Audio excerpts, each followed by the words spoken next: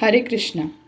I am Radhika Pyari Devidasi, and this is the continuation of the Mahabharat series retold by Krishna Dharma Prabhu. Chapter 7. The Pāṇḍavas Sent Away. During the weeks that followed, Duryodhana and his brothers slowly began to win over the people. They distributed wealth and honors liberally and provided the citizens with all kinds of amenities and pleasures. At the same time, Dhritarashtra's ministers spoke continuously in the court about Varnavata as they had been instructed by the king. The Pāṇḍavas heard them describe the city's attractions. The festival of Pashupad is starting soon. The procession has no equal anywhere in the world. The decorations, gems, jewels, and entertainments delight the heart. The young princes were attracted. When Dhritarashtra saw that their curiosity had been aroused, he said, "I have been hearing a lot about Varnavata of late. It occurred to me that you boys would derive much pleasure from visiting that city. Why not make a state visit? Bestow charity on the people and take your leisure. After enjoying yourselves there, you may return here whenever you please." Yudhishthira, however, was intelligent. He understood that this was simply a ploy to remove them from the city. Why did the king not ask his own sons to go to Varnavata? Yudhishthira had seen the unusual kindness that Duryodhana had been displaying towards the people lately, and he knew that he was hatching a plot. But he felt helpless. He decided it would be better to do as the king suggested for the time being. Their position was not strong. The Pāṇḍavas had few friends or supporters, and the king's sons were constantly inclined to harm them in any way they could. Perhaps a time away from Hastinapura would help. A date was set for the Pāṇḍavas' departure. Duryodhana was overjoyed that the Pāṇḍavas had agreed to go, and immediately began to make plans. He summoned his confidential counselor, Purochana. Taking him by hand, the prince said, "This world and all its wealth is as much yours as it is mine. You should act so it will be protected. You are my most trustworthy supporter. I am completely dependent on you. Listen as I tell you what must be done, and done secretly. Do not repeat to anyone what I shall now say to you." Duryodhana asked Purochana to go at once to Varnavata. Using skilled and trusted artisans, he should construct a spacious mansion for the Pāṇḍavas. It should be elegant and full of rich furnishings, but it should be made entirely of flammable materials. Mix ghee and oil with earth and a large quantity of lac. Plaster the walls with it and then paint over it carefully. Then scent the house so no one will suspect anything. The prince also instructed Purochana to leave pots of ghee and oil in the house. He wanted to ensure that the building would burn to ashes within minutes. Duryodhana then revealed to Purochana the whole plan he had made with Shakuni. Purochana should meet the Pāṇḍavas as soon as they arrived in Varnavata. He should then show them to their quarters. He should be sure they knew that the house had been built for them on the king's orders. Purochana should live with them to help allay their suspicions. Then, when they were least suspecting it, Purochana should set fire to the house while they were asleep. Duryodhana squeezed his minister's hand. "Everything depends on you, Purochana. Know that I shall reward you with unlimited wealth if you do me this favor. Leave immediately, for the Pāṇḍavas will be there soon." Purochana promised to do everything he had been asked. Gathering a number of his men, he left immediately for Varnavata on a swift chariot drawn by asses. They began work on the house the moment they arrived. On the day of their departure, the Pandavas went before their elders and bowed down in respect. They touched Bhishma and Dhritarashtra's feet and embraced their equals with love. Taking leave of the ladies, they walked respectfully around them with folded palms. Then they mounted their fine golden chariots. The citizens crowded around them as they made preparations to leave. Then followed the chariots as they slowly made their way out of the city. The young princes felt sorrow at leaving their homes and loved ones. Seeing their grief, some of the people spoke out. One Brahmin said, King Dhritarashtra does not have equal vision. He favors his sons over these virtuous princes. Pandu's sons will never commit any sin. They are blameless and pure and do not deserve to be sent away. Some of the people censured Bhishma for allowing it to happen, while others condemned the blind king and his son. Many of them declared that they would go with the Pandavas to Varnavata rather than remain with the cruel-minded monarch. But Yudhishthira checked them. The king is our father, our preceptor and our superior. He is always worthy of our worship and should be obeyed without question. This is the eternal injunction of scripture and we should abide by it with a peaceful mind. When the time came, he said, they could render his brothers and him service in another way. The citizens then circumambulated the chariots and departed, tears flooding their eyes. When the Pandavas reached the edge of the city, Vidura met them. Vidura had learned of Duryodhana's scheme through his palace spies. He wanted to warn Yudhishthira without anyone else understanding his message. Going before the prince, who was still in the people's midst, he spoke to him in the language of the Mlecha tribe's people. Speaking cryptically, Vidura said, One who knows there are sharp weapons capable of cutting the body, although not made of metal, is not injured by them. He survives who understands that the consumer of wood and straw does not reach the dwellers of a hole in the forest. Always stay alert. One who keeps his senses under control can never be overcome by any enemy.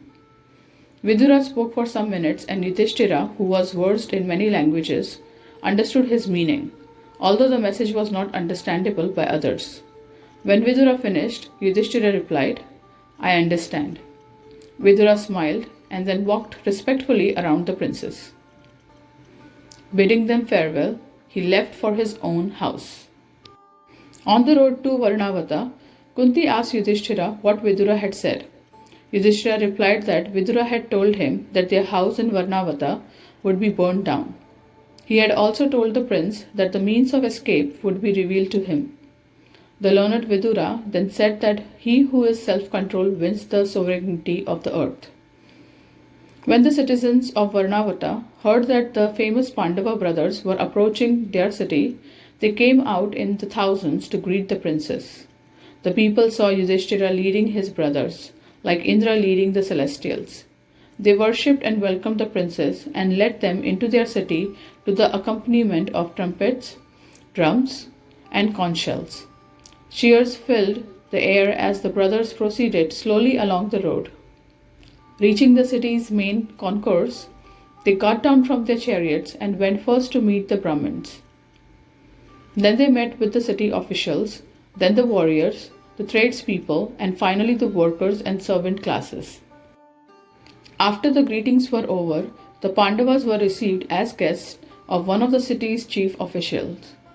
Remembering Vidura's warning and unsure of what to expect, they remained there for 10 days. Then Purochana told them that their own residence was ready. He personally led the princess and Kunti to the house he had named the Blessed Dwelling. As they entered the house, Yudhishthira said quietly to Bhima, From the odors I detect here, it is evident that this house has been made of lac and other materials soaked in ghee and oil.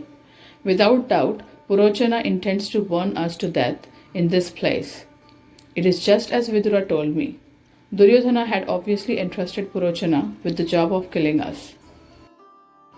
Bhima replied, Then why should we live in this death trap? Let us return to where we have already been staying. Yudhishthira did not think Bhima's idea to be a wise one.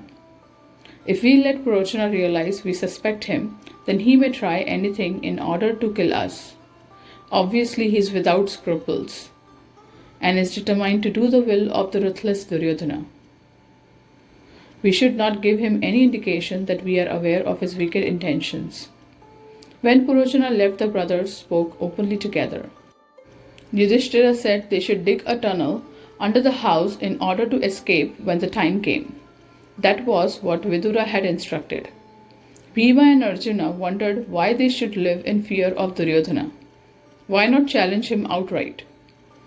Bhima was especially angry, remembering the times when Duryodhana had tried to poison him. He slapped his biceps and said menacingly, "Just order me, dear brother, and I shall immediately crush the Kauravas with my bare hands." "No," Yudhishthira said. Their position was in no way equal to that of their cousins. They are 100 and we are 5. They have rank, power, friends, allies, and wealth. Dhritarashtra will never abandon his son, and Bhishma and Drona will always stand by the king. We cannot challenge the Kurus directly. The twins suggested that they immediately fly from Varnavata. Yudhishthira again disagreed. Once he knows we are running in fear, Duryodhana will use spies and agents to find us and kill us by any devious means. Yudhishthira decided that their best hope lay in living in the lakh house seemingly unaware of the danger.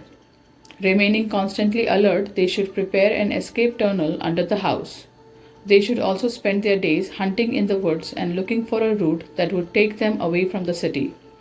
When Purochana set light to the house, they could escape without anyone knowing.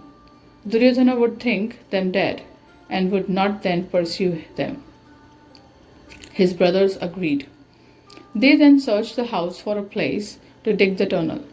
As they were looking, a man came to the house and introduced himself as a friend of Vidura. He told Yudhishthira that he was a skilled miner and had been sent there by Vidura, who had informed him that on a new moonlight Purochana planned to set light to the door of their house. Yudhishthira looked at the man carefully. Was this yet another of Duryodhana's deceits? The miner reassured him by mentioning the incident when Vidura had spoken to him in the Mlecha dialect. Yudhishthira then welcomed him warmly and replied, "We are ever protected by the virtuous Vidura. It is our good fortune that you have come here. The wicked and sinful Duryodhana has had this house constructed from all sorts of flammable materials. In command of wealth and allies, he pursues us relentlessly." The miner said he would begin construction of a subterranean passage immediately. He began to dig from the center of the house and covered the hole with planks and a large rug. As the miner worked, the Pandavas spent their days wandering in the surrounding woods. They soon ascertained a route leading away from the Varnavata through the forest. While living in the house, the brothers gave to Purochana the appearance of being peaceful and happy so as not to arouse his suspicions, but at night they slept with their arms at ready, one of them always remaining alert in case Purochana made an unexpected move. No one but the miner knew of their plans. A full year passed in this way. Purochana was satisfied, thinking that the Pandavas unaware of his intentions.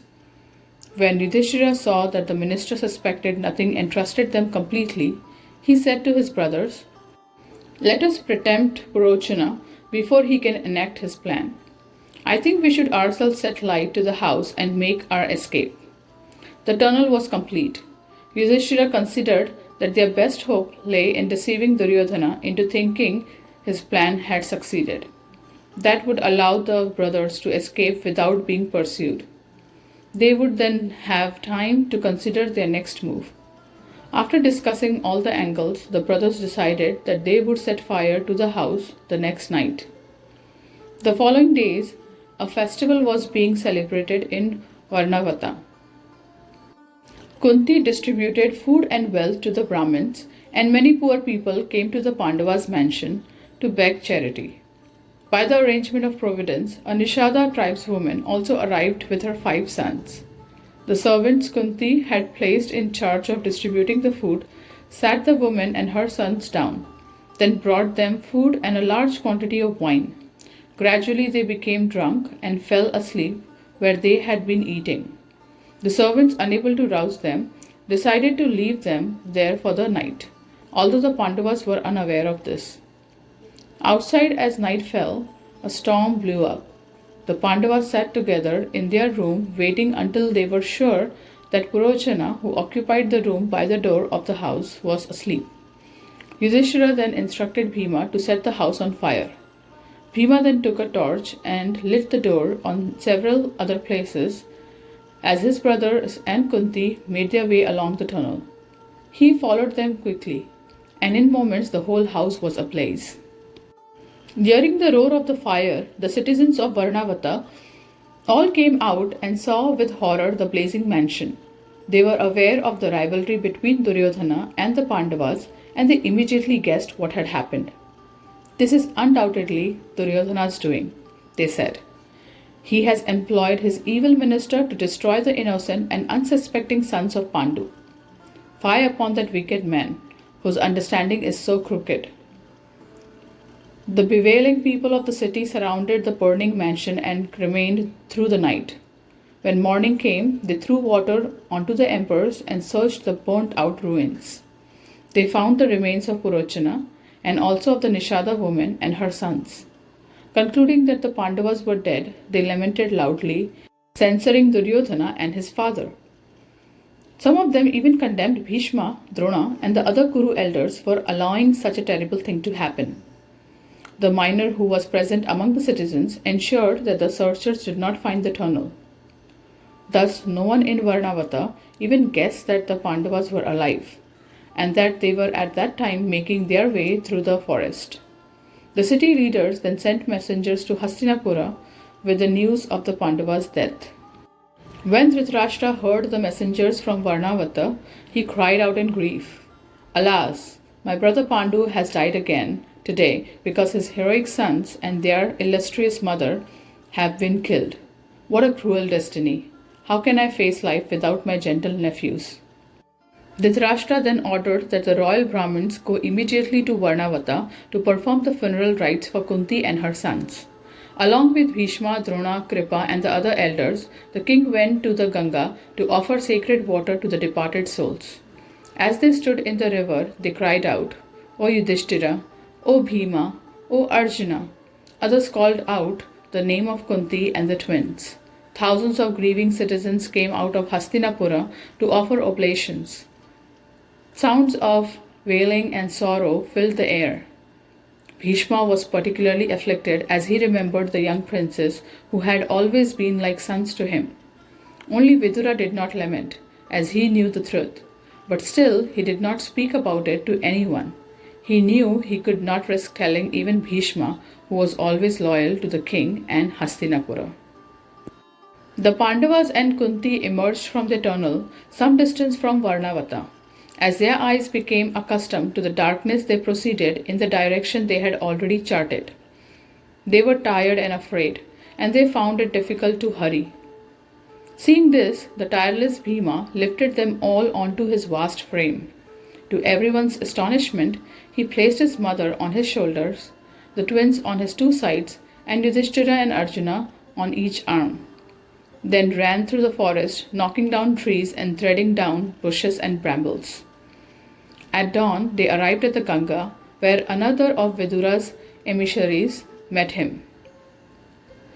This man was sitting in a boat, and he called out to the Pandavas as they stood measuring the depth of the river with a stone tied to a cripper.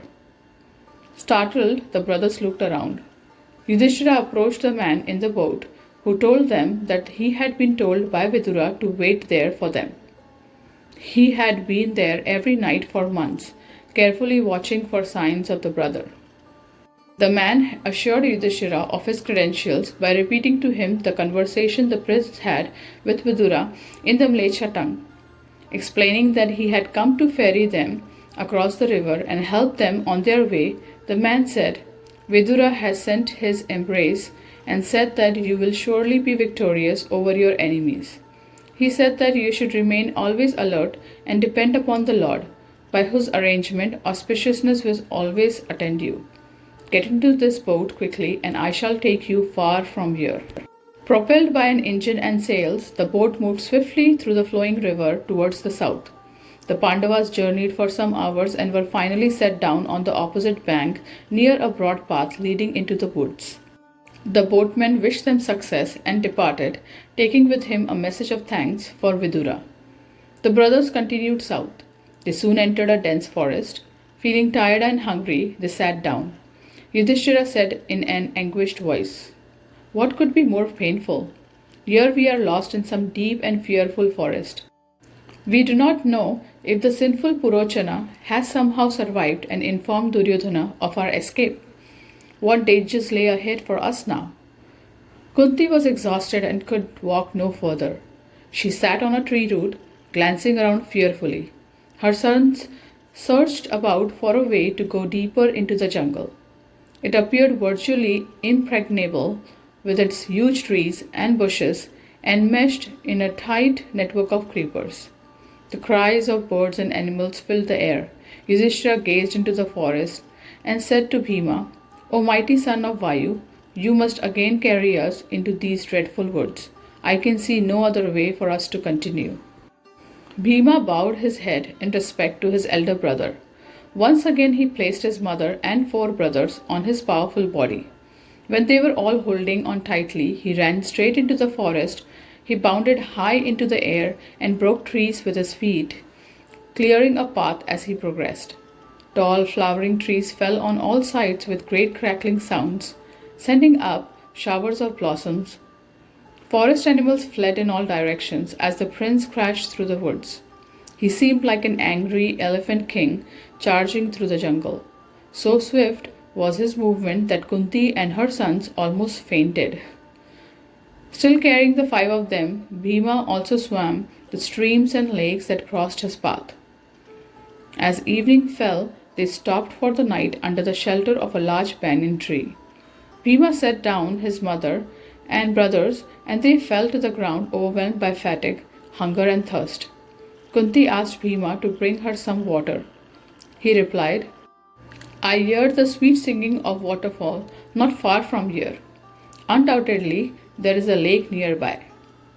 The unflagging Bhima went at once towards the sound and soon found the lake. After bathing and drinking deeply, he soaked his upper garment and went back to the banyan tree. But by the time he returned, his mother and brothers had fallen into a deep sleep. Seeing them lying on the bare ground, Bhima lamented to himself, "What more painful sight could there be? Here are my 5 brothers, who could not even sleep in Varnavata on the costliest of beds, sleeping now on the cold earth. My gentle mother, as delicate and resplendent as the filament of a lotus flower, lies exhausted on the hard forest floor." Bhima wrung his hands in anguish and frustration. If only the Kauravas were present before him now, they would regret their treachery. It was only by the grace of God that Yudhishthira did not command him to kill them all. Bhima looked at his sleeping elder brother. Surely he deserved to rule the entire earth. He never abandoned virtue or gave way to anger. Only because of this were the Kauravas still alive. Bhima sighed and looked around. They had travelled many miles through the forest. Perhaps there was a town or village not far away. He would remain awake guarding his brothers, and in the morning they could continue. The prince sat on a root of the banyan tree with his mind and senses alert to danger. Not far from where the brothers had stopped was a massive sal tree on which lived a Rakshasa named Hidimba. He had slept through the day and was just awakening as the Pandavas were falling asleep. Yawning and stretching his enormous arms, he sniffed the night air. At once he detected the scent of humans nearby. He sat up quickly and called out to his sister, who lived on the same tree. "Hidimbi, wake up. I smell human flesh. It has been a long time since we tasted our favorite food. My mouth is already watering. Quickly find the humans, and after killing them, bring them here. Tearing their necks with my long fangs, I shall quaff their hot, foaming blood. Both of us shall eat our fill and then dance happily." The Rakshasa woman shook her long orange hair and opened her blood-red eyes. She cackled and looked at the long claws protruding from her black fingers. Hidimbi and her brother had often slain and eaten helpless travelers. Swinging down from the branch, she went silently through the trees, following the scent. In a few minutes, she arrived at the spot where the Pandavas lay. The Rakshasi saw the invincible Bhima seated nearby. As soon as her eyes fell upon him, her heart was moved by desire. The prince looked like a god. His skin was the color of a molten gold, and his shoulders resembled those of a lion. His neck resembled a conch, and his eyes were like large lotus petals. Hidimbi decided immediately that he should be her husband. If she killed him, she and her brother would enjoy the brief pleasure of eating his flesh, but if she united with him, her pleasure would be far greater. Deciding to ignore her brother's orders, Hidimbi assumed the form of a beautiful woman. Decorated with celestial ornaments and clothed in crimson silks, she walked slowly up to Bhima. With a bashful smile, she said, "O best of men, who are you? And what brings you to this dark and dangerous forest? Who are these godlike men laying on the ground? And who is that woman of transcendent beauty lying with them?" Bhima looked at her in surprise. Was she the forest deity? What was such a beautiful woman doing alone at night in such a place? He listened carefully as Hidimbi continued. "This forest belongs to my brother Hidimba, a powerful man-eating Rakshasa. With the intention of eating your flesh, he sent me here to kill you." She raised her hand as Bhima suddenly stood up. "Do not fear. I have been smitten with desire upon seeing you, who are as handsome as a god. Please accept me as your wife, for I am being victimized by Cupid's shafts." Hidimbi told Bhima that she would save him from her brother. She would carry him through the sky and far away from Hidimba. Then they could enjoy together in a celestial mountain region. Bhima sat down again. He shook his head. "O Rakshasi, how do you expect me to abandon my sleeping mother and brothers simply to gratify my lust?" Hidimbi looked down at the sleeping Pāṇḍavas and Kunti. "Wake them up. I shall carry you all away from this place." Bhima shook his head again. "I shall not wake my mother and brothers out of fear of any Rakshasa. There is no Rakshasa, Yaksha or Gandharva able to withstand my strength. O beautifully shaped lady, you may stay or go as you please, or if you like, you may send your man-eating brother to me." As they were speaking together, Hidimba was becoming impatient. Where was his foolish sister? Why had she not returned? The Rakshasa jumped down from his tree and moved towards the human scent. Hidimbi sensed her brother's approach and she became alarmed. She pleaded with Bhima, "Please do not argue with me. My brother is coming. Do not tarry here and become his meal. Wake up the others and allow me to rescue all of you." Bhima simply smiled. "This cannibal presents no problem to me. Indeed, I shall kill him here before your eyes. Do not consider me an ordinary human being. My 2 arms are like the trunks of mighty elephants, and my thighs resemble iron clubs. My prowess is no less than Indra himself. I fear nothing." Hidimbi was still doubtful. She had seen the Rakshasa giants prove their superiority over men on many occasions. They were more on a level with the celestials than with humans. It was a rare human who could overpower a Rakshasa. Bhima looked over Hidimbi's shoulder and saw her brother approaching. He was as dark as a rain cloud and he had hideous features. His ears were shaped like arrows and the shock of red hair on his head stood erect. His powerful body, clad in loincloth, was covered in a wiry red hair. The Rakshasa was as tall as a tree and had broad shoulders. His arms, thick like tree trunks, reached down to his knees. His huge mouth was open, revealing rows of fearful fangs.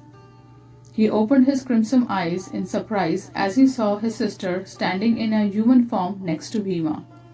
Seeing her so beautifully bedecked with celestial ornaments, Hidimba immediately understood that she had become lustful towards the human.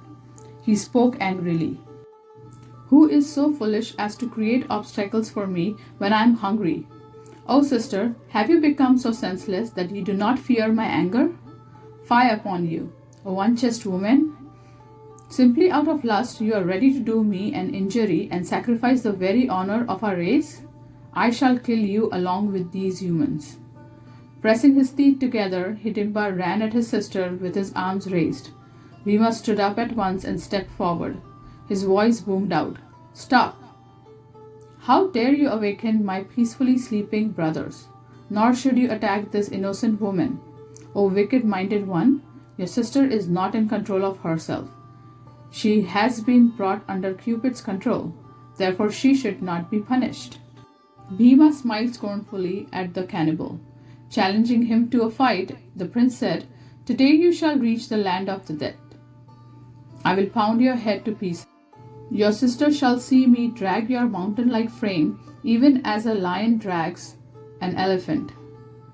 Hawks, vultures, and jackals will then gleefully tear apart your corpse.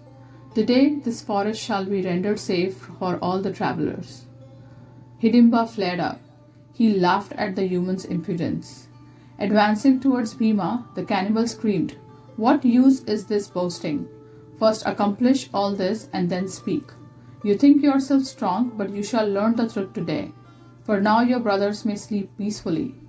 First I shall kill you, O foul-mouthed one.